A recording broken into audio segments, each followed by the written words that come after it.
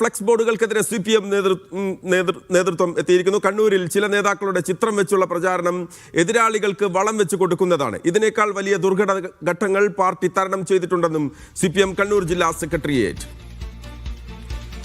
ബിജീഷ് ഗോവിന്ദൻ ചേരുകയാണ് വിവരങ്ങളുമായി. Bijeesh, flex ബോർഡുകൾക്കെതിരെ CPM ജില്ലാ സെക്രട്ടേറിയറ്റ് ഇതാരെ ഉന്നം വെച്ചാണ് ബിജീഷ്?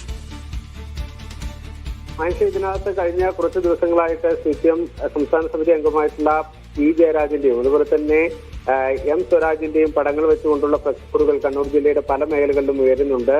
ഈ ഒരു നീക്കത്തിൽ പ്രതിഷേധിച്ചുകൊണ്ടാണ്, അല്ലെങ്കിൽ ഈ ഒരു നീക്കത്തിനെതിരെയാണ് ഇപ്പോൾ CPM ജില്ലാ സെക്രട്ടേറിയറ്റ് പ്രസ്താവന ഇറക്കിയിരിക്കുന്നത്.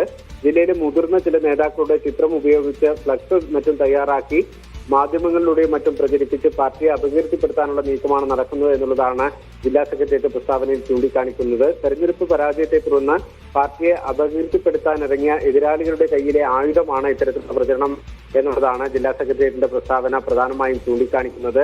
പാർട്ടി തെറ്റുകൾ ഇരുത്തി ഊർജ്ജസ്വലമായി തിരിച്ചു ഒരുങ്ങുന്ന ഘട്ടത്തിലാണ് ഇത്തരത്തിലുള്ള നീക്കങ്ങൾ ഉണ്ടാകുന്നത് എന്നുള്ളത് അംഗങ്ങൾ ശ്രദ്ധിക്കണമെന്നും എല്ലാ പാർട്ടി അംഗങ്ങളെയും പങ്കെടുപ്പിച്ചുകൊണ്ട് വിശദമായ ചർച്ചയും തീരുമാനങ്ങളും ഉണ്ടാകുമെന്ന് സംസ്ഥാന സെക്രട്ടറി തന്നെ വ്യക്തമാക്കിയ സാഹചര്യത്തിൽ മുതിർന്ന നേതാക്കളുടെ പേര് ഉപയോഗിച്ച് നടത്തുന്ന പ്രചാരണം എതിരാളികൾക്ക് വളം വെച്ചു കൊടുക്കുന്നതായകയാൽ അത് ഒഴിവാക്കണമെന്നുള്ള അഭ്യർത്ഥനയാണ് ഈ പ്രസ്താവനയിലൂടെ ജില്ലാ സെക്രട്ടേറിയറ്റ് ചൂണ്ടിക്കാണിച്ചിരിക്കുന്നത്.